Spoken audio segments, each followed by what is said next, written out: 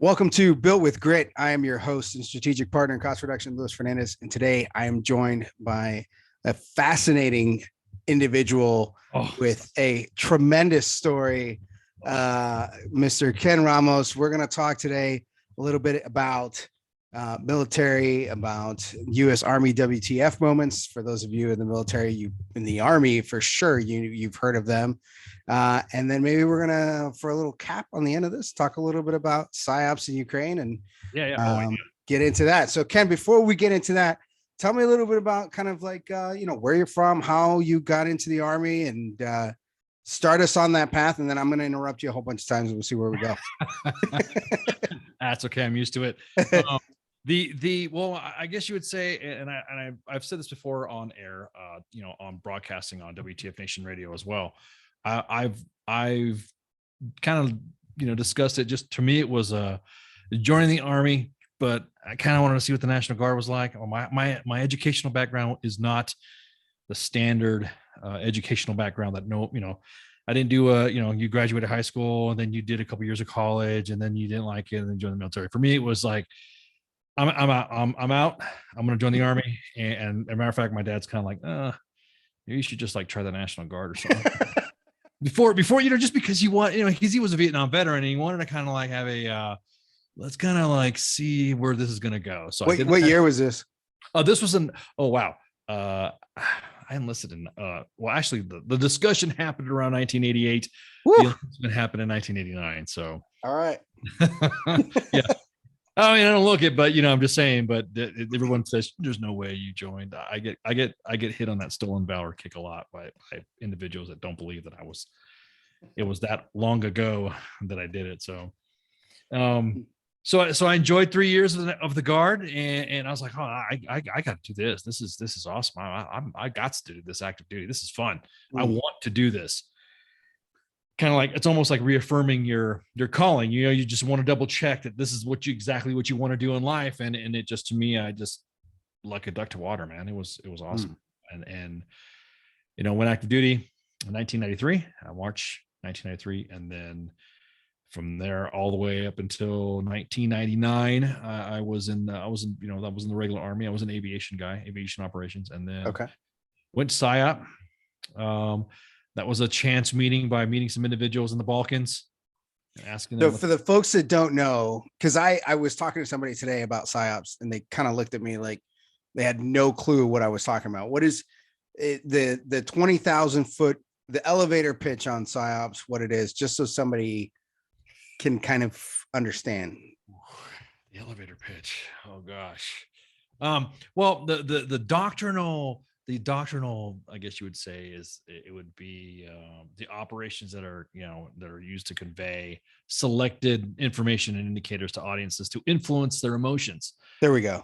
You know what I mean? To influence their emotions, their motives, and objective reasoning, and ultimately their behavior of governments, organizations, groups, and individuals. It's in the special operations community, and it runs the gamut of anything that you can like.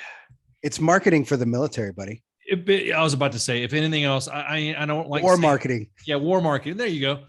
Warmongering marketing, I guess you'd say. But it basically, there's different phases of it too. There's also there's a special operations support to it, and there's also a conventional forces, which you have seen already downrange. You probably see some. Yep. Like loudspeaker trucks running by, or it's not just leaflets and loudspeakers, but there's other missions that PSYOP has that will involve them in an embassy, joint headquarters. And you just might see them not anywhere, or you know what I mean? I don't want to make it sound, because you start going into that, people, because especially the MI people, they get all, oh, what are you trying to say? They're spies? No, I'm not trying to say that.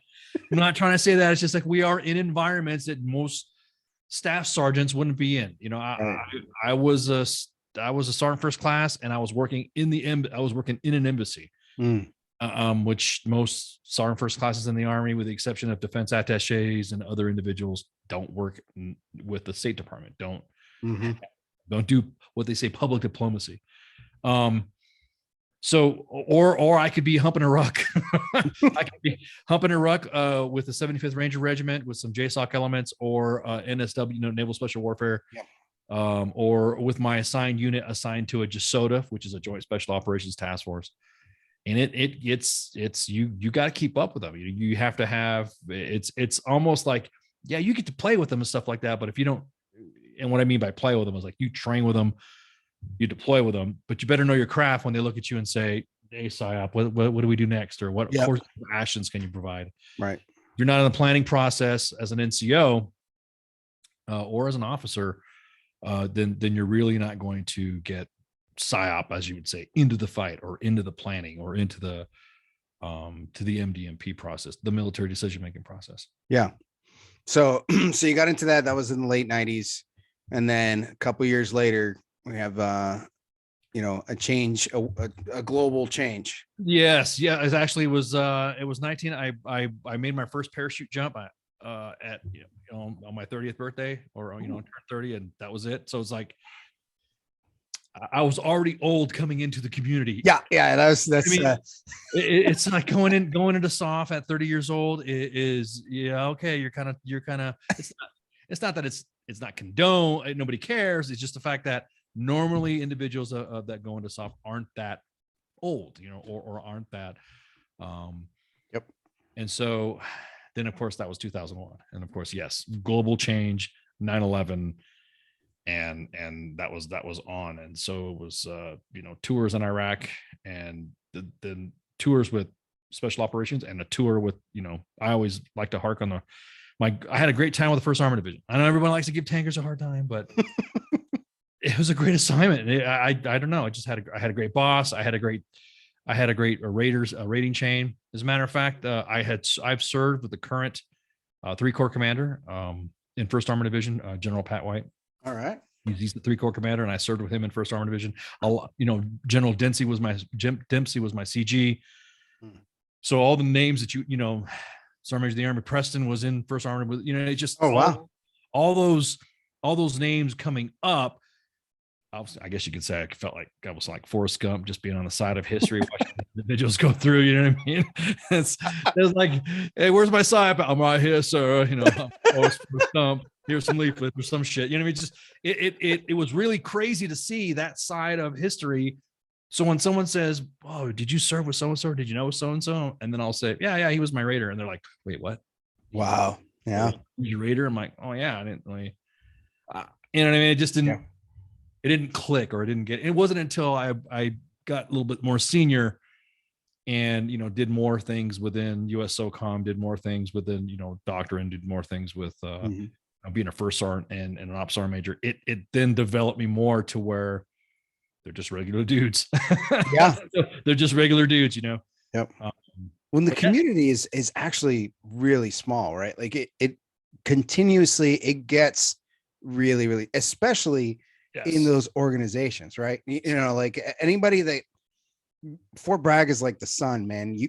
Once you've been there, like it's hard to get away. The thing just sucks you right back. That's what the airborne wings for, bro. It's like a stamp. It's like well, for me, I got a swoosh on my chest, but if you were to say, hey, you're I'm going back. We always joke around back to Bragg, going back to Bragg. It just, like you said, it it just sucks you back in. Yeah. Come back to Ardennes. Yeah. Go back to Area J. You want to drop zone? Yes. Do I have to wear T10? No. So yeah, it is a small community. At the time, I think when I was attached to SWIC. I think we were active duty 1,200 enlisted strong. I think I'm trying to remember the board because it's been a while. Yeah. It really is. It really is a small community. That's just on the active duty side. On the reserve side of the house, there was a big divorce that happened between PSYOP, the active duty and the reserve component split. And what I mean split is that the United States Army Civil Affairs and Psychological Operations Command used to be under USASOC, and they managed both active duty and reserve PSYOP. There was what we call the divorce. Yusuf K-Poc said, all right, see ya, or USASOC said, see ya, get out, or whatever. There's so many papers and stuff written about it that I don't even know the intricacies of it, but who's the one that kicked PSYOP up, or kicked the reserve component out of active duty under active duty command? So Yusuf K-Poc went out into the reserve command, and active duty PSYOP stayed. So that kind of had a sting there, because all the support being under USASOC kind of went away because it was now a Big Army. And Big Army was, I mean, everyone talks about this, the info war. I don't even like that name because it sounds like Alex Jones stuff. Yeah. You're turning the frogs gay. Watch out, because the frogs are coming. And here we go. PSYOP does all of it. Well, actually, they mess it all up because they say PSYOPs. They go PSYOPs.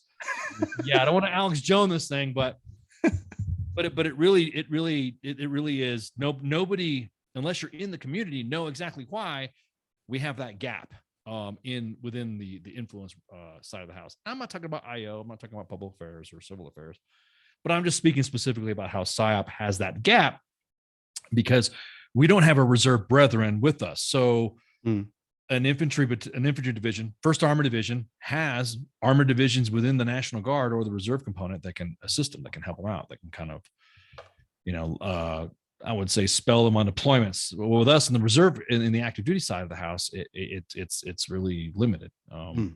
It's a pain. It actually has bred some division within the organization and in the PSYOP regiment, because then it's like, oh, stupid reservists, oh, stupid active duty, you're trying to take our money, you're trying to take our jobs, it just goes back and forth, and it's not good for the regiment, because I would like to see it, unified. I want to see it brought back into the fold. I just want that big hug again that we used to have, just like, why can't we all just get along, dudes? This is easy stuff.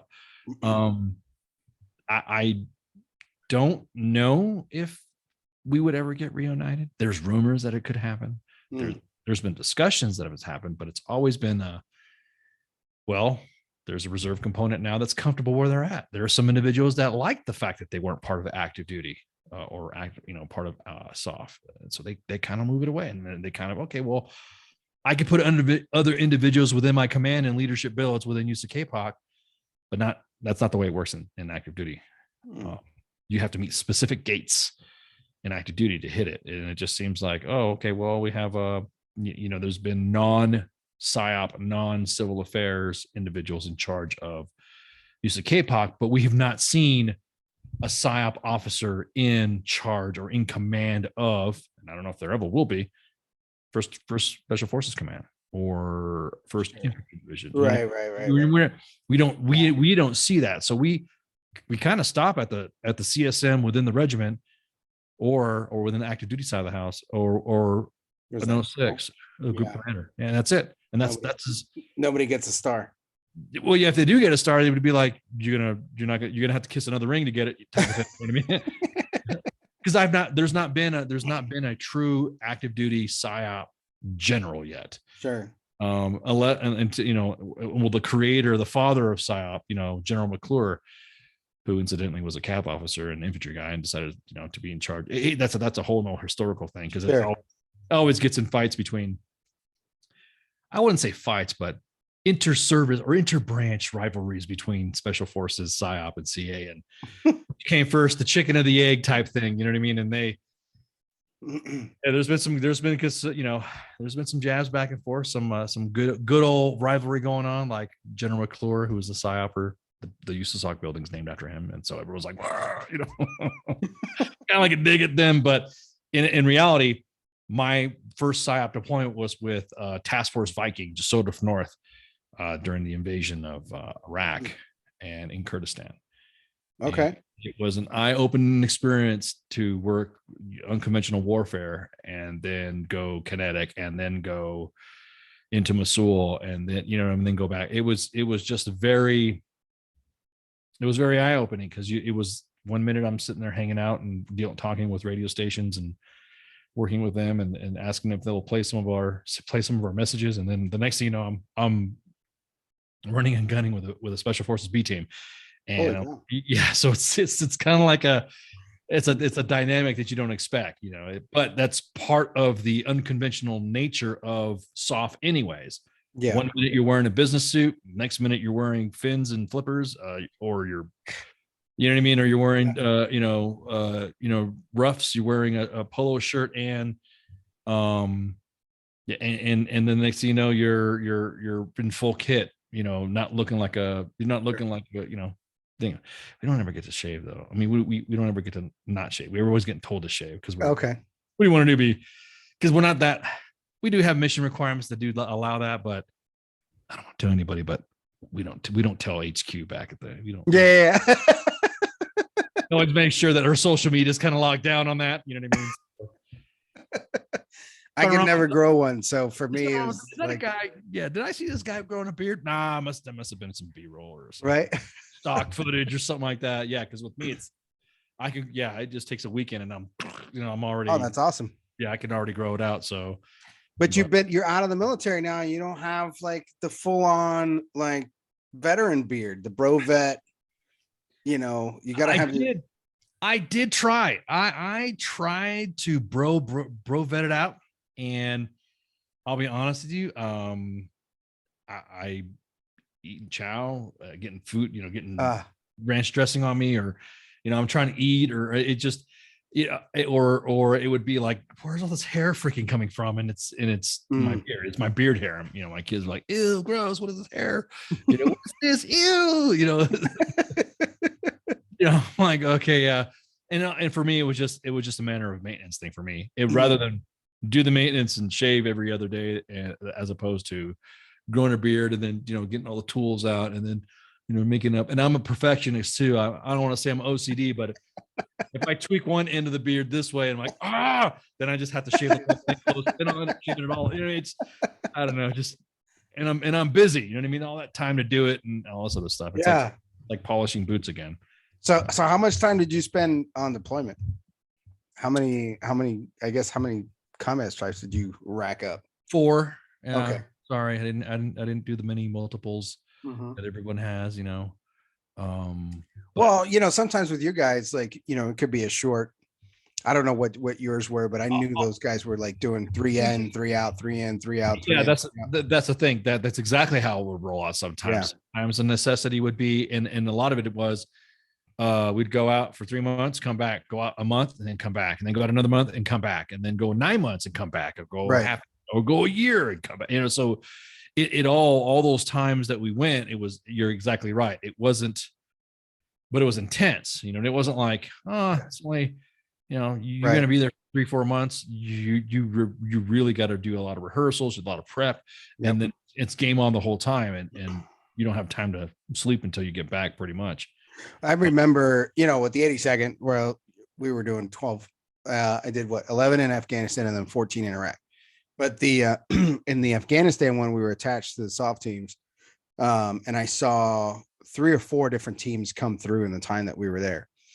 And so after a while, you get a little salty about it, like, oh, they get to go home, But then we thought, years pass and kind of think about their op tempo versus ours, like. We were in support of a lot of missions. I didn't run as many, right? But those guys were out kicking down a door every single night. That means, in a 90-day deployment, they would do 120 raids. Yeah. Right. And so you think about just like you are on the entire time. It's like a sprint, right? Like I was running a 9-minute mile. These guys are going, Usain Bolt every single day, right? Like you can't keep it up. So I get it. And not to mention the fact that it's as a support element to the mission. So if I'm a PSYOP NCO or a team leader assigned to NSW or an SF team or other SOF elements, I have to keep up. I cannot, there cannot be no, wait on the side guy. Here we go. Yeah. What's taking him so long? Right. It's immediately the ground commander's like, PSYOP, and you better be right there. Right. Rock and roll. Not, could you hang on for a sec? Hang on.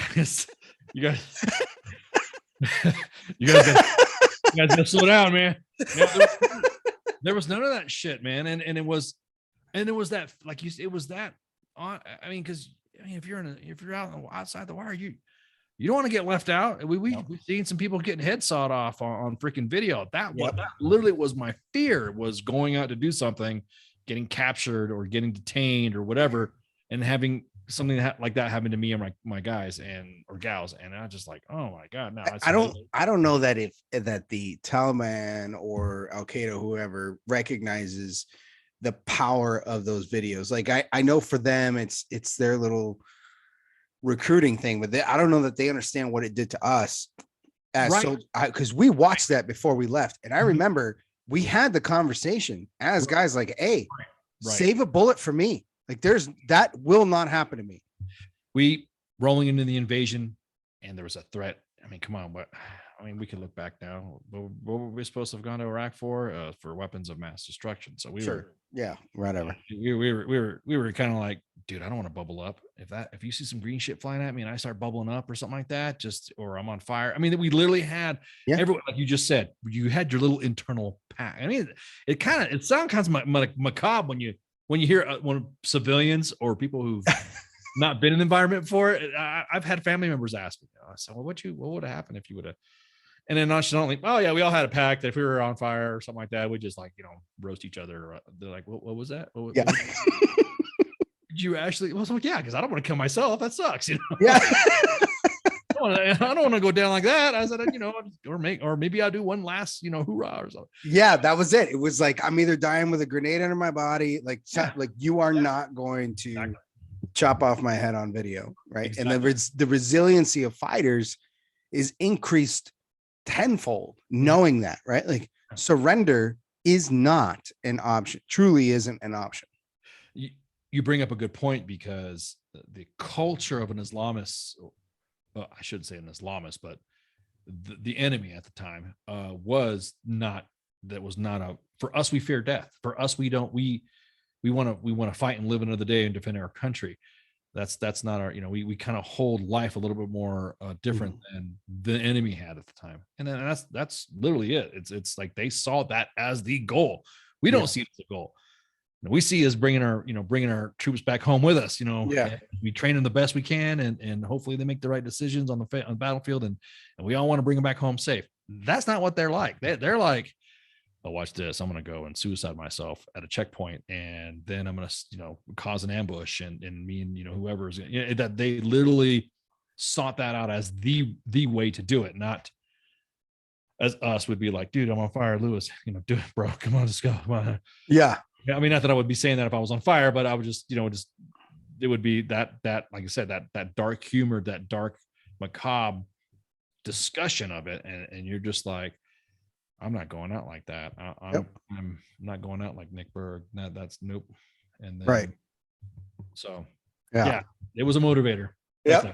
So now it just another organization that I got to get a little sliver of a peek behind the curtain a few years ago. And that is there it is, the US Army WTF Moments. And I have been dying to hear, for those that don't really know the organization well, it's I would say, what are we looking at? Like 2007 timeframe, 2008, early Facebook years. Well, actually, the birth of US Army WTF Moments is 2010, January 7th. It was 2010. Okay. I remember it was a long time ago. And it started with memes. It was just like ridiculous things that you saw in the Army. It was literally that. It was literally, not saying that we were looking back at the evolution, were we a little bit bro-ish? Probably. Probably. Well, the culture was different then than it is today too. So we'll give it a pass, right? Because I was in there too. And now I'm like, I don't, anyway. Stop, dude. I still have my pipe hitter shirt back in the store. Yeah, I feel like at like some point there's a few of us that were kind of like early in the stages and like really into it, and then now it's like, whoa, this shit got out of control, right? Like it did. Yeah, it became a staple of an identity that you're kind of like, really? Are you really saying that? Yeah. Yeah. Almost to the end, almost cringe level a little bit. Right. And so, you know, it was a meme page, and it was like funny things that go on, and it, you know, it really blew up, and that was kind of how I got sort of tangentially aligned, was through a series of particularly funny memes. But at some point began the accountability factor, which to me today, I think is the highest value of that organization. And it is essentially the journalist side, you know, the journalist accountability side of the military. That at this point today, every officer and senior NCO knows about US Army WTF Moments, and they know that if you do it, that we can talk about what it is, but if you do it, you will be featured on there. And 4-star generals are following that page now. Like, it is an accountability for the military, right? Like, I would have never dreamed or expected to be a host of a podcast and having a 2-3-star shoot the breeze with us. You would never have expected, like, if I was to go back and tell the Army Chief of Staff back in 2010, hey, you're gonna have generals on this meme page, and they're gonna be like, what? Shut up, you know. It is. You know, it's hard to say when it turned the corner, though, because I don't know if the creators, because, you know, I'm not the creator. Everyone likes to say, oh, he created. No, I didn't. I was just one of the admins that was already on board 3-4 years into the game, you know. And then I got invited to be you know, a host on Sergeant's Time, because there was the great experiment of, okay, well, now this podcasting was new, you know, it was like really freaking new. It was almost Joe Rogan-ish, like new. Yeah. And whatever, say what you want about Joe Rogan, but the long form interview has set the standard already for how you just talk to somebody. If you're an influencer or you have a platform and you want to talk to somebody about whatever, it's a lot better than the news, current mainstream media or cable news, where you only have a minute. Yeah, it's ridiculous. And this is where I think, you know, while we're on this topic, is that something that I think people miss is that, and the reason why guys like Rogan are popular is that we have an opportunity. We understand that there is misinformation out there. I think everybody kind of gets that. Some folks don't understand that they're exposing themselves to it exclusively. But we understand that it exists. And the thing about long form content is that it provides context. You know, it bothers me to watch like presidential debates where we give someone, like, we're going to say, well, how do you fix healthcare? 3 minutes, go. Okay. It's a complicated, nuanced issue with many, many caveats and things that lots of dominoes that need to fall. It's an idea that requires expansion of conversation. We have to have this longer story. I can't answer your question in 90 seconds, you know, and then they put 7 people on the screen and they all talk over each other. And not to mention the fact that what you say, because you're trying to rapid fire the answer out, you might stumble on your words, or you might misspeak, and then you'll get cut off, or then whatever. And, you know, all right. Luis, how do you feel about this? How do you feel about healthcare? Well, the thing is about healthcare is that the fact that you start down, and then the next thing you know, the next night you'll be like, oh, Luis Fernandez really fucked up that damn. Yeah. Can I cuss here? I don't want to. Yeah, it's fine. Yeah. As long as I don't drop too many F-bombs, but I'll keep it professional. But yeah, he really blew that debate, and you're like, dude, I only had like 90 seconds to say anything. You know what I mean? And you're asking me, you know, healthcare, which is in itself, whether it be veteran healthcare, military healthcare, or you know, just societal healthcare. Any topic. If I ask you to tell me why did Putin invade Ukraine, and go 90 seconds, right? I'm gonna put, and you can't, because it's like, well, where do I start? Do I start with the USSR? Because that is an important piece of history. And if we're starting with the USSR, then guess how far back we're going? We're going back to 1945, y'all. Yeah, because that's where this whole thing, like, you know.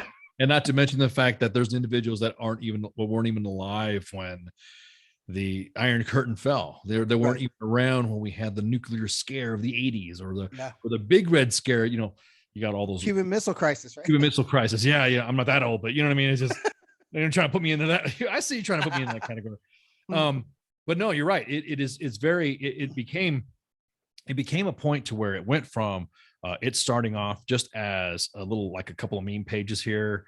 If you go back to some of the older posts, and a lot too is Facebook has filtered, and we have filtered now due to audience feedback or follower feedback. Sure. Only with the times. It was okay back in the day to say certain things that you would never say now, even though back in the day it was acceptable. You can't say them anymore that are acceptable. So Facebook will fix it. We've worked with Facebook before. We've worked with other influencers to help us out. So what the big thing is about, everyone talks about the meme pages and all sorts of stuff. We all talk. We literally, almost to the point where I think we need to form a vet bro association of podcasters or something. You know, right? I shouldn't say it like that, but because we all like the big ones. I will not name several big name influencers that will say, "Hey Ken, did you see this? What's up with that? What's going on with this?" Blah, blah, blah. I'm like, I don't know, man. I think blah blah blah blah blah. It's like, well, let me know if you got it. All right, There's cool. private groups, right? Like I got invited into one of those, and I was like, wait a second. Inside of this group, there are 75 million followers, and there's 10 admin or 10 members of this group that represent an audience that's 75 million deep. Yeah, I've been part of a lot of campaigns with Team Rubicon, Honey, and awesome shit. My drill sergeant said, he's great. Relief. Yeah, he's great, dude. Yeah. So we will literally, if there's something on the net that we even say, hey, that's misinformation, or that's kind of like, we'll, I mean, I don't want to say we correct ourselves, but we kind of go in there. We're not for everybody. Okay. So I'm going to say that right now. It's that we're not for everybody. What people tend to forget is that we're not there for the commands. We're there for the followership of the soldiers. We are there for the soldiers. It for one time, it got really dicey, really hostile, and then it got friendly, and then it got hostile, and then it got friendly, and then it got hostile, and then it got to the point where it's like, okay, we need to have a representative to kind of like be out there to speak for us, so that way we know, whatever. And that's when the decision was made that actually was offered. Hey, Ken, you want to go public? Yeah. And I'm like, you know what? I looked at it as the fact that because I'm also a host on WTF Nation Radio, which is, the voice of Army WTF. It's WTF Moments is radio station or podcast station, whatever you want to call it. Sure. I figure, yes, because it would help me with the podcasting. It will help me. It would help a lot of the Army leadership and veteran groups out there, and another influencer put a face to a name as opposed to us. Because, when you and I talked the first time when you were on our show, I had no idea who you were. Nobody. Yeah. All you knew was my voice. Yep. You kind of heard rumblings. Everyone thought, I mean, the rumor mill was nuts about who I was. Amazing. It was wonderful. It was, everyone thought it was like, this guy's got to be like a 2-star general. This guy's there's no way this guy can be an NCO. He's a civilian. He's a DA civilian. He's a retired old guy. It ran the gamut. Some people said that I used a voice changer, then I was actually Sergeant of the Army Daily. It was just so many, dude, it was so many different rumors that were going out there. I didn't hear that one. It was, Task and Purpose even did an article asking Sergeant of the Army if he was an admin for us. And he kind of like slept it off. And And so there was a lot of, I would say, ups and downs of how we interacted with the command. And then when it was decided that I was going to be the public face, I was thinking about the repercussions of, I'm retired. What's the what's going to happen? Let's put it this way. I made a lot of great friends, new friends, but I've also lost great friends because a lot of them thought that I was like, now at the time I was using that, or using the knowledge of what they had, or private conversations that I would use that against, and it would be posted up. I've never done that. Yeah. So as a matter of fact, we have a policy within the WTF Nation, as we like to call it. Anything that hits our inbox is sanctuary, unless it's something that the poster wants to post. If somebody submits it to us and say First Sergeant Fernandez and First Sergeant Ramos are being, mean, and this is what they're doing. We have admins that are of rank that will say, "Are you sure he's being mean?" Or you're just like, we kind of like walk them through. That used to be not used to be the case. It used to be First Sergeant's being mean. fuck it, post it for certain being mean. Yeah. You know what I mean? We'll let the audience decide if it's bad. Yeah. But yeah, that you're right. It evolved big time. And I think it's important, like, to understand, like, if you go back and watch like a Full Metal Jacket, right? Like, and that's obviously that's kind of an extreme thing, but understand that guys like that did exist or do exist in the Army. And there are people that literally can assign no intrinsic value to the soldier, and see them as just an operational tool, right? And they talk about manpower as no different than they do bullets. Okay, they kind of have that same, and so they grew up, for whatever reason, they grew up in a culture that didn't value them. They thought, oh, that's what leadership looks like, and then they treat soldiers like shit. I was a recipient, even as an officer, of some of that. And for those that have been at Bragg know that we got a recall, right? And I got a recall at like 2 a.m. that we were deploying. And I thought, that's weird. Usually those things don't usually come as a surprise, but it was like supposedly a real deployment. And then the whole story goes down. It was basically the commander called the wrong code word over the radio or over the phone, took people's phones. There were families in the parking lot kissing goodbye to their soldier. And I was the second in command of the company, and I went to the commander and was like, okay, well, you've got this whole thing planned.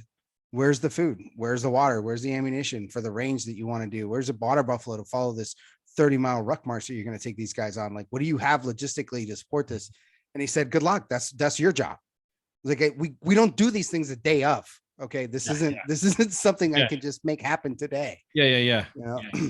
So calling every favor that I had and really borderline illegal shit just so that we could get through the day. Actually probably crossed the line that day. I don't want to hear. Yeah. I'm not going to specify what it was. I'm not saying that I didn't do either, but being a first sergeant sometimes can be pretty persuasive. Yeah. And so, like, by the end of the day, every platoon sergeant, as soon as they got back, they were in my office. They're like, what the hell, man? I was like, I didn't know either. The first sergeant came in and he's like, what the hell? I was like, I didn't know either. And then finally I went into the commander's office and told him, like, this is what you did today was wrong. Yeah. And he raised his voice and he got at me, and we ended up getting in a screaming match, got this close to actually throwing blows. And then I just left.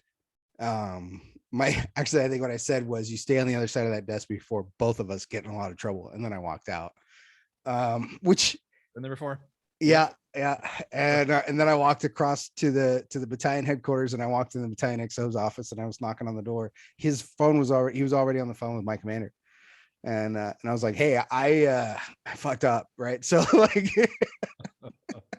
was he supportive though? I mean, did you, once I explained everything that happened, like, he understood where I was coming from. But at the same time, like, lieutenant does not threaten to beat up a captain, right? Like, that, you just don't do that.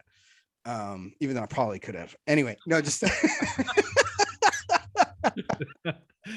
the thing is, though, like, that happened to me as an officer, and I had a direct line to a major and a lieutenant colonel to advocate on my behalf. If I was an E3, a young private, and maybe didn't even know, a 19-year-old kid who's been in the Army for a year and a half, and I've got nowhere to go, and it just feels like this is wrong, like, where do you go? Like, where everyone in your chain of command is against you, what do you go? Where do you do? There's no avenue for you to find that support. And out of nowhere comes WTF Moments. And it's like, all of a sudden, that kid can hold his leadership accountable.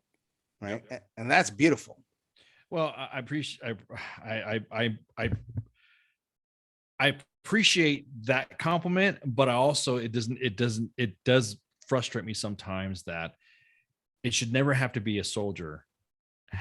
I mean, think about it. You're, like you just said, you're Joe Private, you're doing to the Army, you have all these chains of command and everything. As a private, you were trained that if it doesn't look right, moral, unethical, illegal, blah, blah, blah, blah, you get an Army value shoved down your throat, yada, yada, yada. And no one's listening to that. No one's taking that to heart. it takes a lot of courage for a young soldier to write, submit. We've had submissions from young soldiers that, hey, this is happening, bye, and they block us because they're so afraid that the command is going to go through their phones, or they're going to see who that gets posted up. And I keep trying to tell everybody, is like,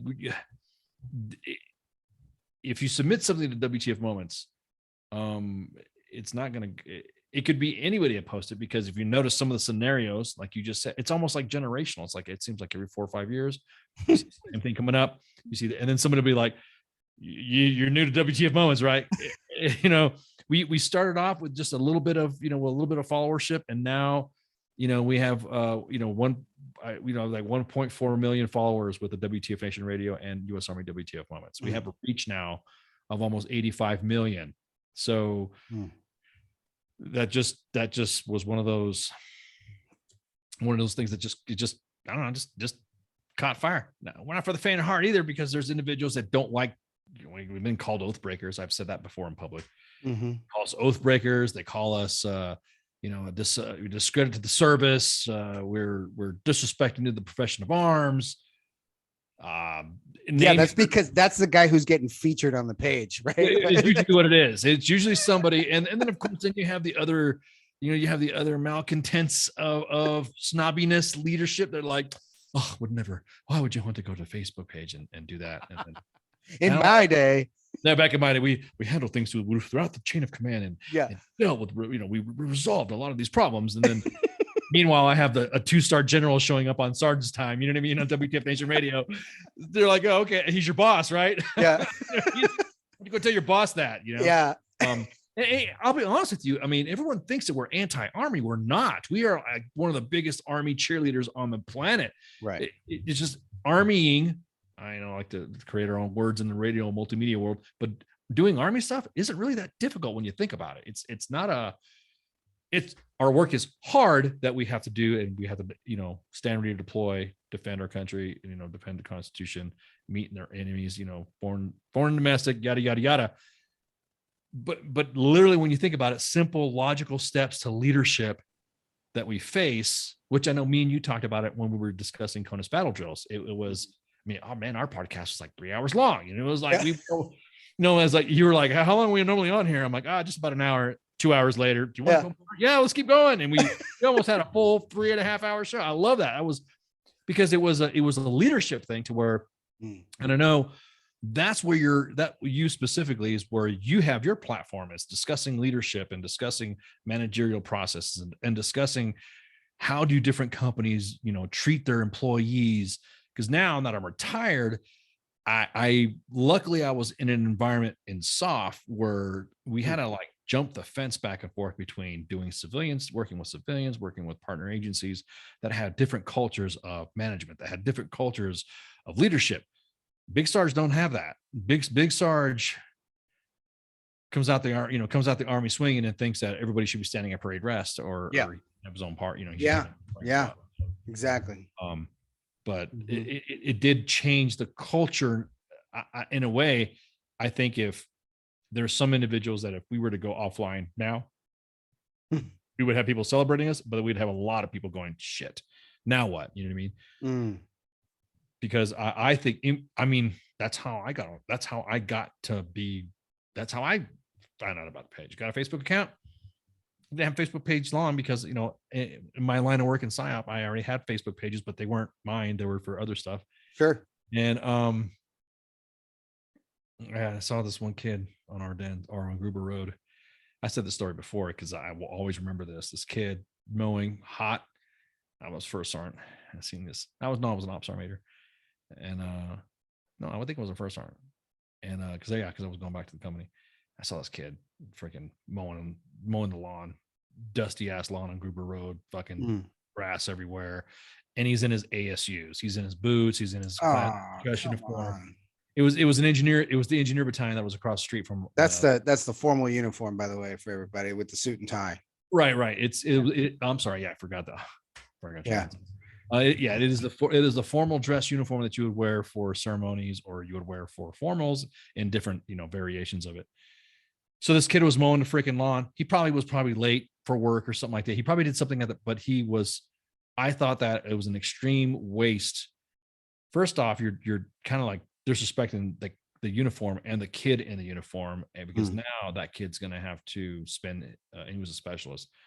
Fixing that is just just getting the money to replace that. He probably ruined it. I don't know. I don't know, but I was so incensed when I saw it as a first sergeant that I took a picture of it, and I was like, oh, okay, you want to do that? And it was like that, and took a picture of it. Got back to the company, and I just sat there stewing. I can't believe a first sergeant would do that. You know what I mean? I get flutter kicks and a couple of push-ups here and there, but not that. Not that. So then I sent it to US Army WTF Moments, and at the time, even for me as a first sergeant, I was like, oh, they posted my shit. Oh my god, so cool. Yes, win one for the team or whatever. This is so cool. It's so cool. And then they had a hiring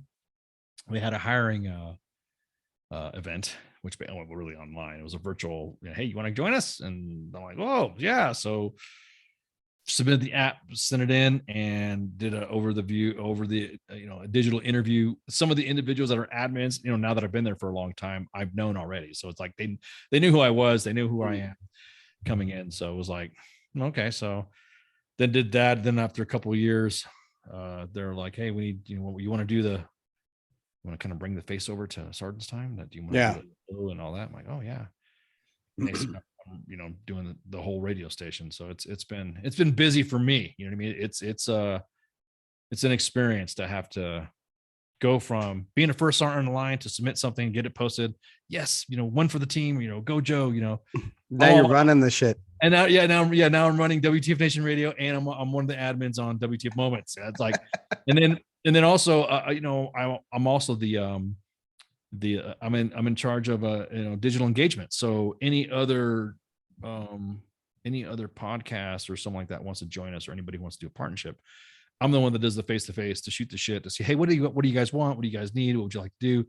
There's been some proposals that have been presented to me that I present to the team, and this doesn't fit us, but then some of them are okay. And then when the Space Force activated, it was like, okay, so what are we going to do are we going to do something with this? Because this is the Space Force, and this is, and then the TV show Space Force was coming out too. It's like, we have to do something. We have to.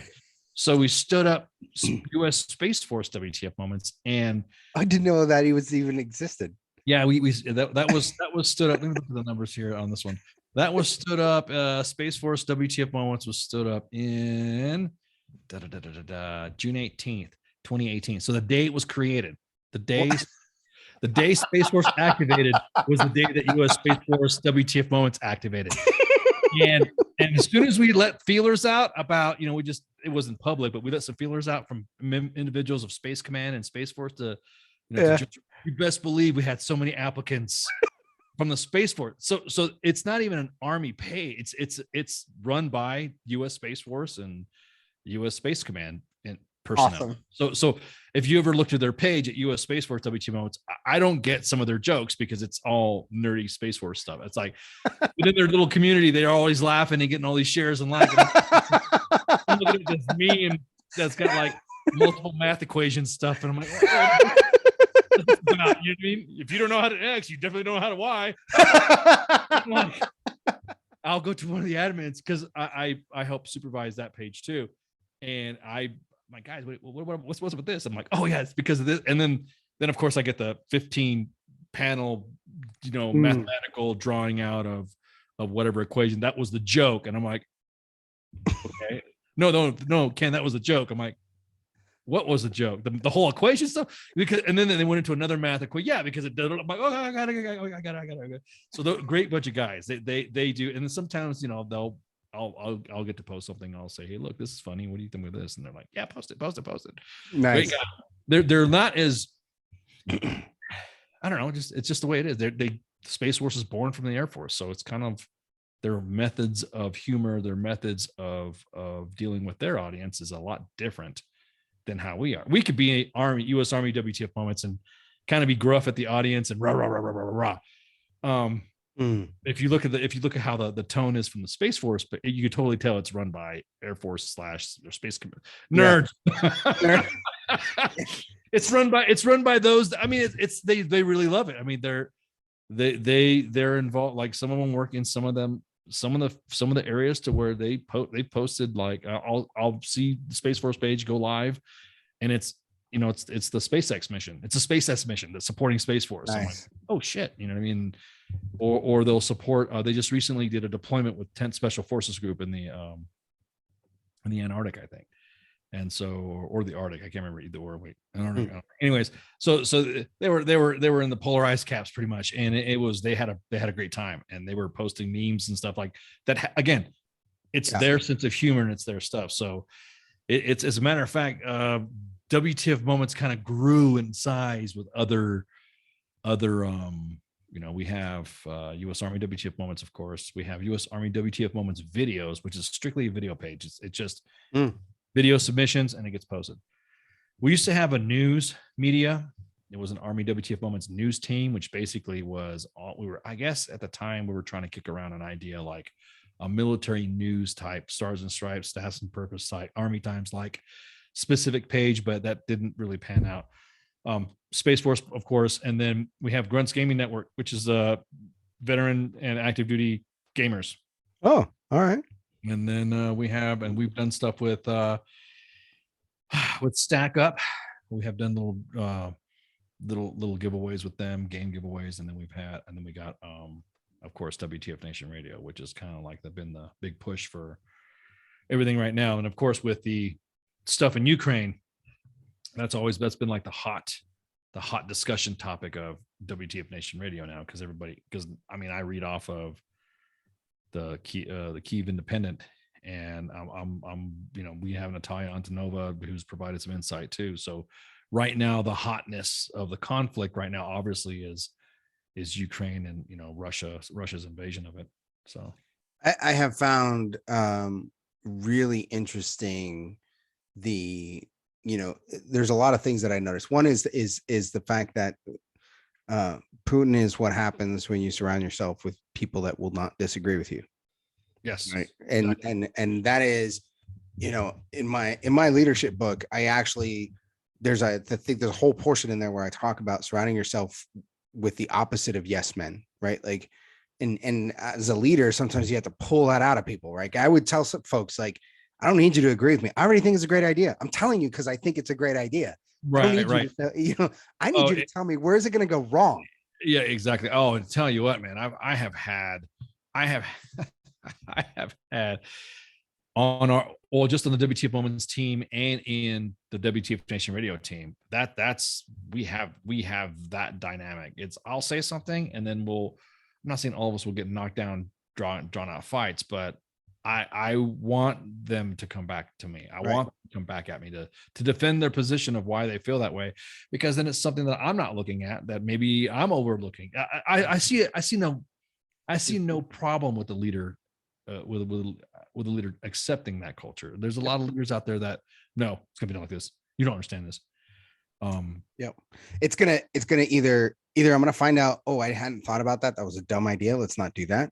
Right. Or two, oh, let's make this, if we take that and that and that, we can make this idea this much better, and we can prevent the fallout from this potential error and this, and we just come out with something that's even better just because we were willing to have that discussion. And so, here's a guy who's surrounded himself with people that will not disagree with him. They're going to tell him exactly what he wants to hear. And so he makes this fundamental miscalculation that, we're still in the middle of this. I don't know, you could be watching this. This is March 9th. We're 13 days into this thing. About 2 weeks. Yeah. There is not, and maybe the future will prove us wrong or prove me wrong, but right now I'm looking at it. There's no win for him. He has backed himself. He's checkmated himself. Yep. If he kills the Ukrainian president, the dude becomes a martyr. Yep. If he doesn't kill the Ukrainian president, there will always be an insurgency. Yep. The ruble's destroyed. The Russian economy is destroyed. The entire earth has come out and said, this is wrong. You cannot long-term do anything there. He can't back out either, because if he does, then, for him, he's going to look weak.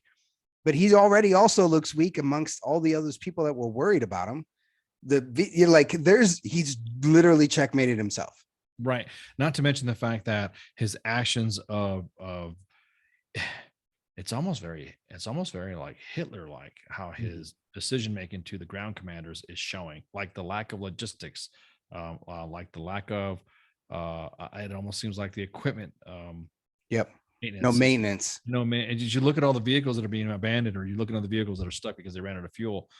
That John Deere should be making a marketing program of how many John Deere, how much tonnage has a John Deere tractor pulled during the Ukrainian war. Did you know that both Nick Palmisciano and I both used to work for John Deere? Really? Yeah. Wow. I was going to do a video because part of my multimedia experience, I was going to do a John Deere commercial with just nothing but scenes. That's I said it. Like, if I was still a John Deere marketing, I would be in trouble. I think that's where I got the idea from. Yeah. I'd have been like, if I was part of John Deere marketing, either I'd be fired or I'd be like promoted, because it would be like, damn right. And that's another thing too, is that you said it, you just nailed it on the head too.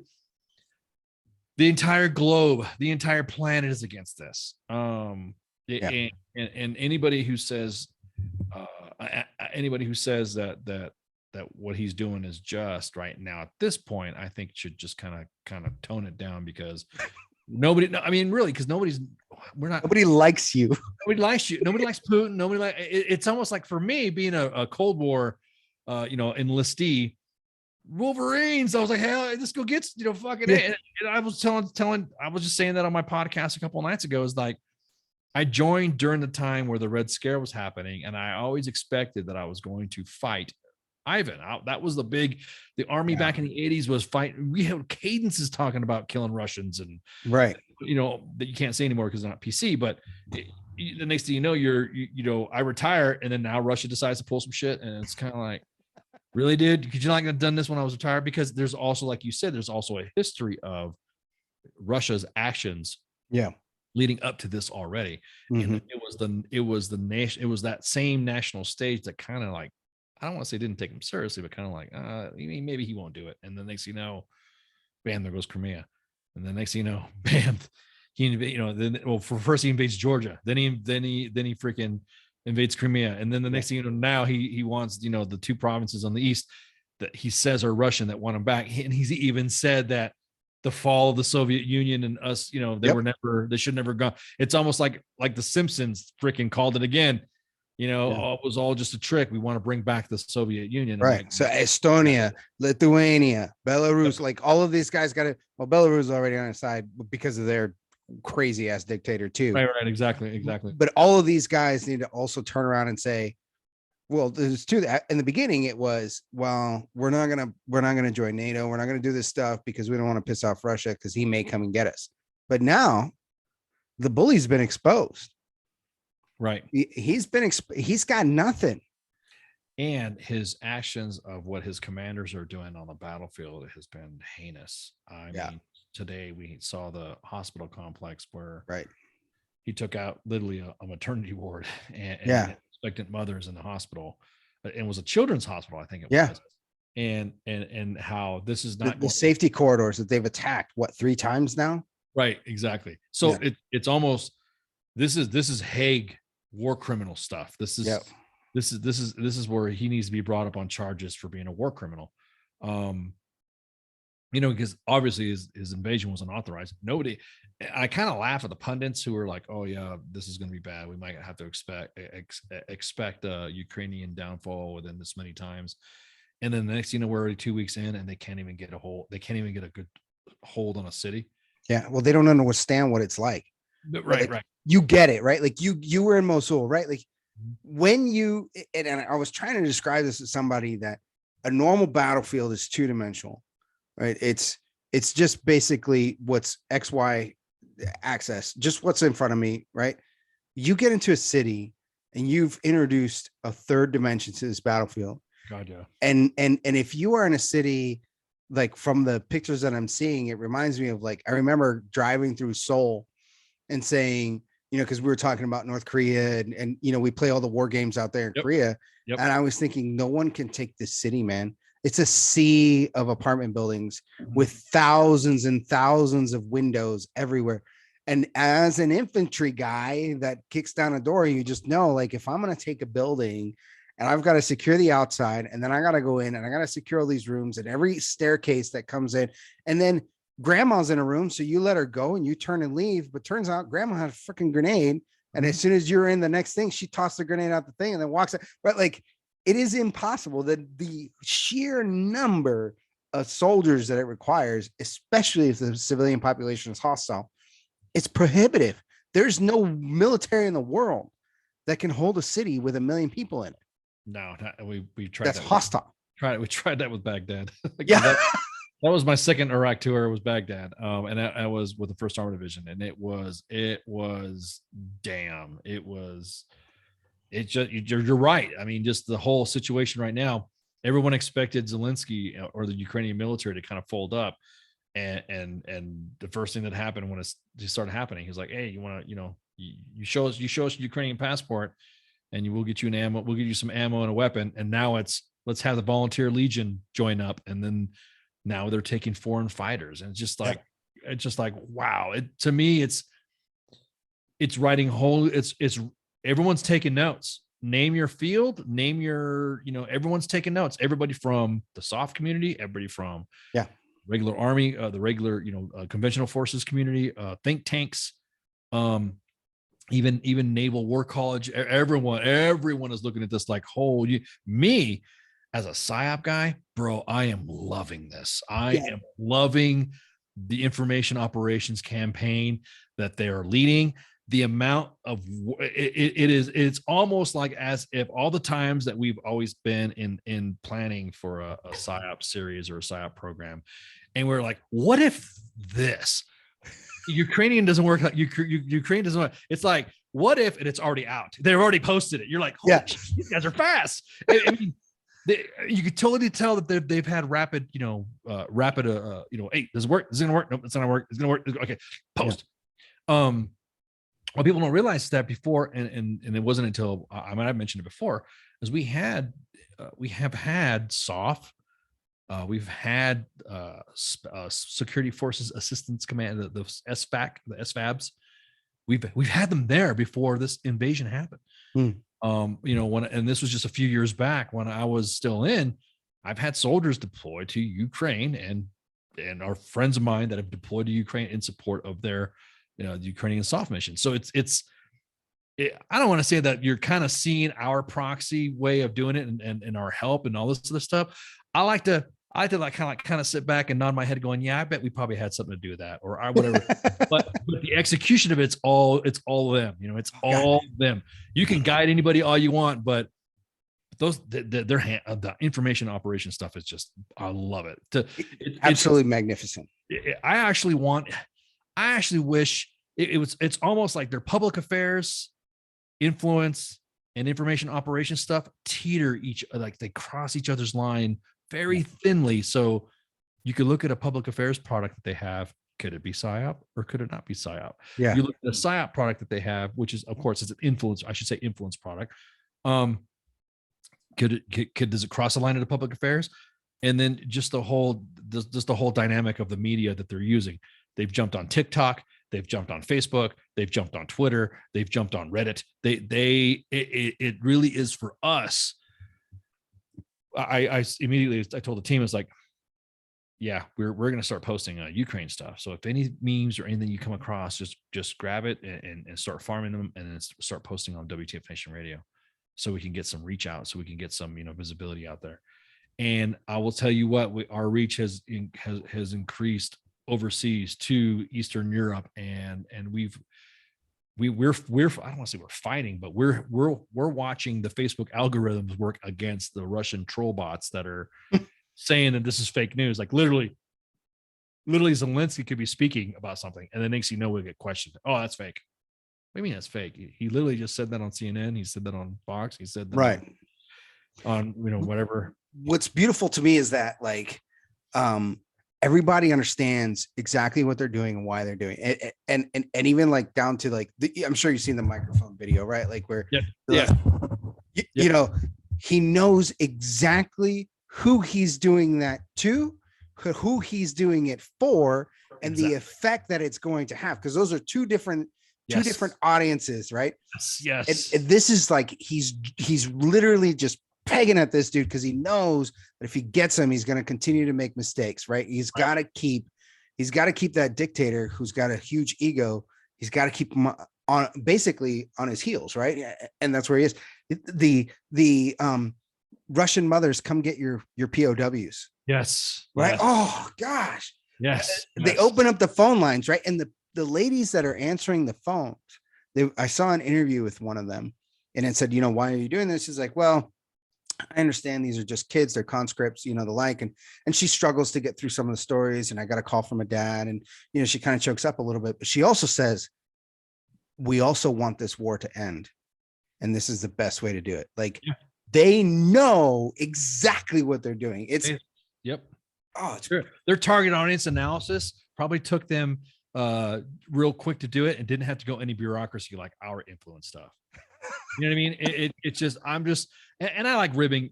I love my community. I love the PSYOP regiment. I love the PSYOP community. I love SOF. I really love everything. My experiences, I will never forget it. But just like any other branch you're in, you have that big AAR.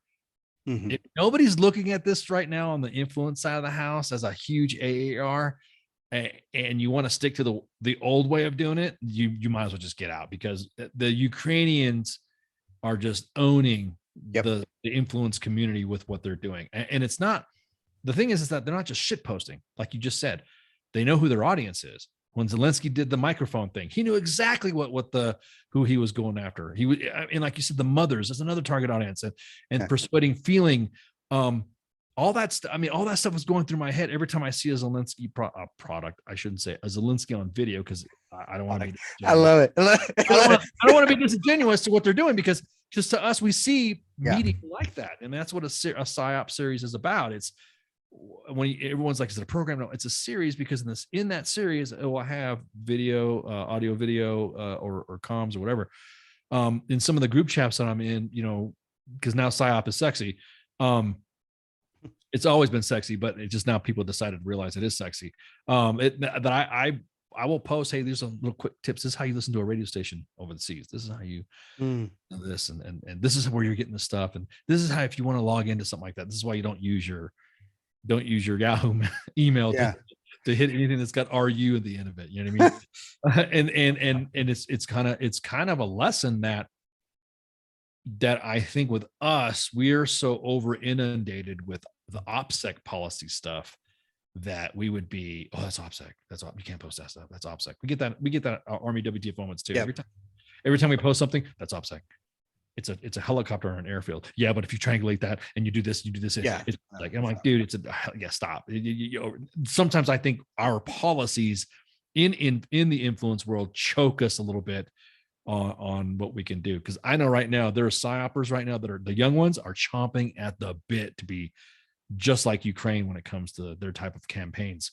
The old timers, that like all of the messages are thought out, and that's where like it's not a mistake, right? Like if you watch his speech patterns and what he says, and maybe I'm a little bit of a nerd on this, so then I pay attention to that, right? Like, but when he talks to NATO versus when he speaks in English, or when he talks to the US, or when he's talking to the Russian mothers or to the Russian soldiers, or when they switch from Ukrainian to Russian, right? Mm-hmm. Like them letting you know that this is for you specifically. So I'm going to say it in your language, right? Like, oh, it's so brilliant.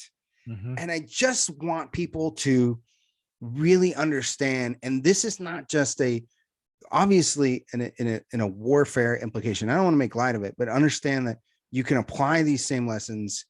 First off, if you're a country like Taiwan, you need to be paying attention to this and know exactly what they're doing. And if you're a place like Syria, we're the victims of Aleppo, learn this lesson too, right? If you're one of those nations that's going to be on the receiving end of this, humanize yourself and understand how do you reach these Western nations and understand Zelensky is in a position where he gets all these different cultures. Right. And I think part of that, maybe being a comedian, like you really have to understand the people and why you're making these jokes. but also as a business owner, even understand the power of the messaging, right? Oh my gosh. If you were to look at some of the messaging campaigns, some of the greatest companies that have gone under probably would have not gone under if they had a good messaging campaign to the confidence of their products, to the confidence of their service, to the confidence of their employees. You would look.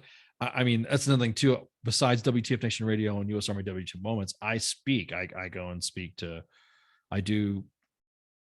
We don't openly announce it because there'll be like a company, there'll be a unit, it'll be like a civilian company, a corporation, or an army unit or something like that will invite me out to just discuss not WTF Moments, but influencing messaging, that type of, propaganda study and all that. And I always say that too. It's like, it's the Army has a messaging problem. I should say our policy sometimes also has a messaging problem. We have gone so far in our individual stovepipes to where now, does PSYOP, public affairs, operations, and cyber all have to become together now? You know what I mean? There's talks that actually happen like that because everyone is stovepiped in their own. You can't say that to a foreign audience because you're public affairs, but a PSYOP person can say that. But you got to make sure that that message that you're saying to the foreign audience as a PSYOP individual is got to make sure that the message is deconflicted between the public affairs message. And then there's a guy who's an IO guy who's a synchronizer, information operations planner, who is the synchronization messaging. And then both PSYOP and public affairs, getting fist fights and stuff like that because the IO guy is like, well, maybe we should. And we're like, I don't remember asking you. It's messaging. The messaging world is very, it's a very heavy personality driven stovepiping event that I think we need to start looking at, maybe combining some of these things. I think we overcomplicate the issue. And if in a world where you're fighting for somebody's attention, where they have multiple mediums of things fighting for their attention, nobody gives a shit about organizations, and nobody gives a shit about brands. Nobody gives a shit about countries. Okay, they care about people. And this is what Ukraine has done. They have made it.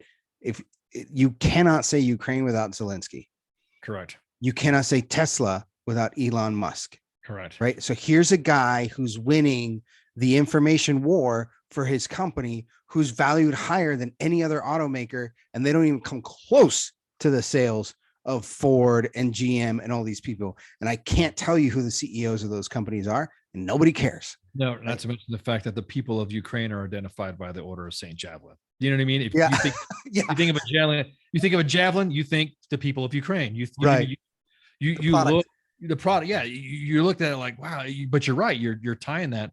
And a lot of companies, well, hey, what do you think of what I should do? What do you think about I should do this? And I don't ever give the advice of, well, if I was in charge of you, I would be like, I would ask kind of like questions back.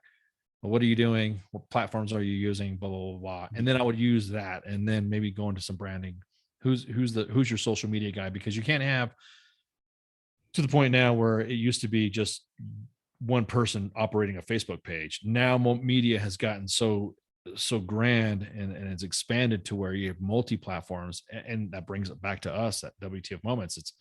We started off on one Facebook page, then we went to a website, and now we are on 14 different platforms podcasted, 8 are live, and so it's like as soon as we hit the broadcast, bam, there's 8 systems activating that we would have dreamed to expand that audience like that, or consider having the technology to do it. I mean, think about it. How we're talking right now. Some studios pay thousands of dollars to have a studio, and here's Ken and Lewis just shooting the shit, man. Hanging out, freaking podcast equipment. You know what I mean? So it's fun. It's just. But the other thing is that you guys also made it about the individual, right? You made it about the individual soldier, right? And this is just. I feel like, if you were in marketing in the 90s and you're a director of marketing now, and you haven't stopped to inject yourself and sit down with your teenage child to explain to you where they're getting their attention. if you're not willing to do that, and you're still protecting the brand and, you know, doing all of these things, and not allowing the individuals in your organization to tell their story, like, just go ahead and retire. You ain't lying. I'm gonna tell you what right now. The thing is for me, and maybe I'm weird, or I'm wired differently, or maybe I'm just a damn nerd. All the stuff that I did in SOF, all the stuff that I did in PSYOP, and then basically I had the opportunity with WTF Moments and WTF Nation Radio to do what I've always wanted to do in PSYOP, but I always got told no.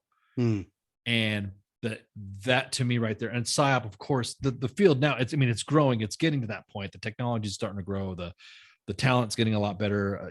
Assessment and selection has been like making sure we're getting some quality PSYOPers, officer and enlisted. But to me, I've waited so long. I've always wanted to do something like this. That to me is what keeps me young, is because I'm always like, it's almost like when you're playing with, come on, you got an Xbox. Remember back in the day, you always wanted to have video games like the way you wanted to have now as a kid, though. You're like, yeah, I never had this as a kid. Shit, I'm gonna get me an Xbox. This looks fun. You know what I mean? So that's the way I see the same way. It's like, I didn't have this shit when I was a young PSYOPer. I can't wait to do it. I can't wait to be on this tech. And I have actually, I have been on some teams, or I've done some speaking engagements where a PSYOP kid will say, hey, Ken, I hate, because I'm retired. I don't like using my retired rank. I want to be Ken, I'm Ken. Yeah. And so they're like, Ken, what systems to use for this? What would you recommend for that? And then I was like, well, depending on what your unit's going to do. Does your unit want you to have this? Depend what your I start going into a bunch of tech stuff. So that way they can do quality products. That way they can do, and it's not just, this right here is obviously going to be the ultimate weapon, but if you don't have the knowledge to put that on a medium and then send it out, or understand the knowledge to push it out, like you said, you might as well just retire. There's some individuals right now within the influence community, IO, PSYOP, cyber, and public affairs, that don't like this tech, that does not like TikTok, that does not like the use of Facebook, the mediums of, Twitter. You see that on Twitter. You see me engaging with other individuals on Twitter, and you just see individuals just kind of like flop along and try to throw the big sarge, or the what's the term for big sarge for an officer? I don't know, but you get that mentality, like you said, you get that mentality where we don't need that. We don't have to be like that. And then the next thing you know, they're tweeting or they're posting something, Ukraine's been doing a great job. Wait a minute. Did you just like tweet way back in the day that you shouldn't have this tech, or soldiers, we don't trust soldiers enough to do this and whatever. Do I think that TikTok should be weaponized? It already is. Right. It already is. You can be part of it or not. It's exactly. Join the fight. Join the fight with, pick up that weapon and get in that fight. You know what I mean? Because if you're not, you're gonna see, the videos coming out, the TikToks coming out of Ukraine, the Ukrainian military, the Ukrainian volunteer legion just owning Russia. It just, I'm just like, bro, this is, I'm pretty sure there's going to be some movies and books and documentaries made about the whole thing once it's all said and done. It should be in every captain's career course, every basic officer leadership course, every NCO academy. This is everybody in ROTC right now, like, pay attention, and in the business world too, like, understand why is this ragtag. The Ukrainian army went from 100,000 or whatever to 40 million soldiers, right? Because now everyone's a soldier, and how have they completely won over the world? And if you are in any sort of, you need to pay attention to what are they doing, and really analyzing it so that you can replicate it as well. And, for some people, it may mean life or death, whether or not you can replicate it. Well, the thing is that you're right. This should be brought up to every course that we have, but also we should be learning the rapid method of doing it. It should not, because we can study it all you want, but if we're going to go back, that's true. It was great how they did it. You see how fast they did this? okay, go ahead. Let's go through this approval process. It takes 15 minutes to go through, and then let's go do this. But did you just say something about Ukraine? Yeah. But anyways, that was a great vignette. And the next thing you know, they move on. I'm like, no, dude. If you're lauding, and I'm taking note of all the individuals that were like, it's a good job, Ukraine. You're doing a great job, and this is rapid media dissemination. This is great. This is the standard. Okay, I'm looking forward to having SWIC or having the public affairs, the defense information groups, those guys. I'm waiting to see what they're going to do, or our cyber and cybercom. What are they planning on doing for rapid media dissemination? Because you see me commenting on Twitter already about that stuff, how slow things are for us to do rapid. Like you said, man, these guys and gals, because there's like that. For instance, put the sunflowers in your pocket. Yes, put the sunflowers in your pockets. That way you'll grow them here when you die. I'm paraphrasing, but there was also a TikTok influencer that found a BMP abandoned, and she showed everybody on TikTok how to turn it on, how to start it up and drive it. You know what I mean? She's like, oh, check this out. This is how I found it. And you do this and you do that. Make sure you do this. Make sure you're still in gear. I understand a little bit of Russian and a little bit of Ukrainian. So I was like, wow, just that right there in itself. Think about it. Key communicator to the people for support of unconventional warfare for obviously for an invading army. Bro, you're already covered. The target audience is who? Target audience is the civilian populace of Ukraine. It's also showing the last audience would be showing Ivan that we have people that are about ready to take your shit. You know what I mean? So that right there, that just in us discussing it right now, bam, bam, bam, bam, bam. Meanwhile, us, like that freaking utopia, freaking that song, that's just the whole freaking. I hope this energizes everybody, like you were saying. Yeah. Who's involved, that because they definitely need to take notice of all this. So if somebody is interested in supporting you or getting in touch with you or WTF Moments, or where else can they hear you? Where else can they find you? And I mean, you said 14 different, so let's, but the big thing is that the thing is that to contact us for the main gripes, for the main complaints, for emails, a lot of report media inquiries, just go to connect@armywtfmoments.com. And then if you want to be a guest or you want to join us on the podcast on WTF Nation Radio, then you just contact at WTFnationradio.com. We have two Facebook, WTF Nation Radio and US Army WTF Moments have Facebook pages. They also have Twitter accounts. The Twitter account for US Army WTF Moments is at the WTF Nation, and then WTF Nation Radio is WTF Nation Radio. I'm kind of like out there engaged in the world and swimming in the big media swimming pool to see what's going on. And I'm the IO guy on Twitter. And then we have obviously you can find different. We have Morgan, who's our J1, and you can find her on Twitter too. And you can find us on YouTube. We have a YouTube channel. We have the WTF Nation Radio has a website where we upload all our podcasts, and we'll do daily rewinds and recaps of all shows. So if 1500 or 3 p.m. Eastern Standard Time, you just hear a past show, you know what I mean? You're like, literally it's like, I'll go on there and I'm like, holy crap, I remember that show. And then I'll sit back and listen to it. I'm like, God, I sound like ass or I critique myself, everybody. I mean, you do the same. Don't you have some like cringe sometimes when you're listening? Yeah, I don't listen to it, man. Like, this is it. This is, I know what the conversation, I'm not going to go back and listen. Well, like I said, because someone will say, didn't you say at this time, at this time, at this time? I'm like, did I say that? Did I say that? when that happened, go back to blah, blah, blah, blah, blah. Then I'll look it up and then I'll listen to it. I'm like, oh my God, I sound like ass. Oh, the sound quality. And then I start nitpicking the technical stuff. And I'm like, God, was I really saying so, and so, and so? Yeah. But my key thing is I say so a lot. I'm trying to remove that from my broadcasting flow, I guess you would say. But yeah, sure.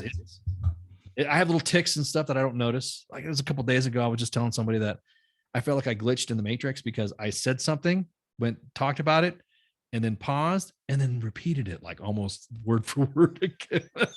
And somebody asked me, "Are you okay?" I'm like, "Why?" Because you repeated yourself like you're distracted. I'm like, "What are you talking about?" And then I go back and listen. Holy crap, I did do that. So it's only pins like that. So yeah, you can listen to us on WTFNationRadio.com for daily rewind, and then of course all of our podcasts are loaded up. If you go onto the website and then you hit play during our standard broadcast hours, which is 2000 or 8 p.m. Eastern Standard Time, and of course if you can't catch us on a website, don't worry. We'll broadcast it on WTF Nation Radio. Anyway, so Facebook. So if you're a follower of the pages, you'll get a notification that we've gone live or we're up and all that. And this month we have a lot of we have the command team of USAREC is coming on tomorrow. Nice. And we also have the creator. And they have time for that right now. What's that? USAREC right now. I figure they'd be a little busy. Well, I mean, yeah, that's what they're saying. That's part of the thing, man. They're gonna tell us what's going on with all this money they're giving out, man. I'm like, and they've been on before, so now we've always, anybody guess who comes on here, that wants to shoot the breeze with us. And then on Friday we just got this locked in. The creator of the Saint Javelin meme, the draw that drew coming on Friday, yeah. So right.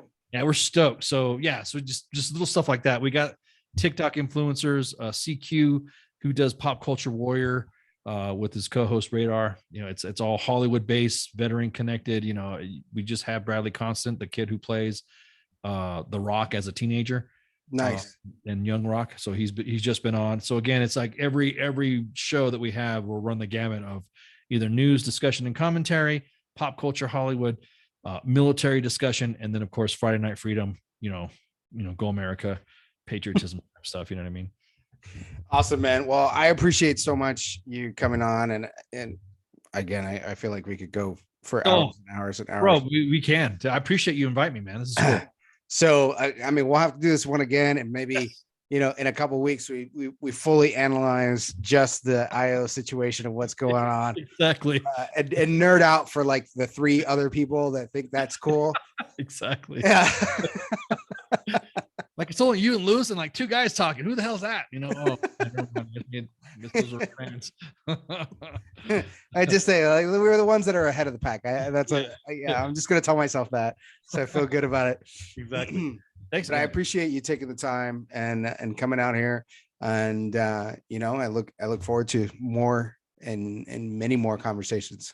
Yeah, you need to come on too, man. You need to come back to WTF Nation Radio and shoot the breeze with me. And let's do it. I'm down. I got a whole new book to talk about too. So yeah, you also got a new book and some other stuff we were going to talk about. So let's do it. So all right, I love it. All right, brother, man. Thank you.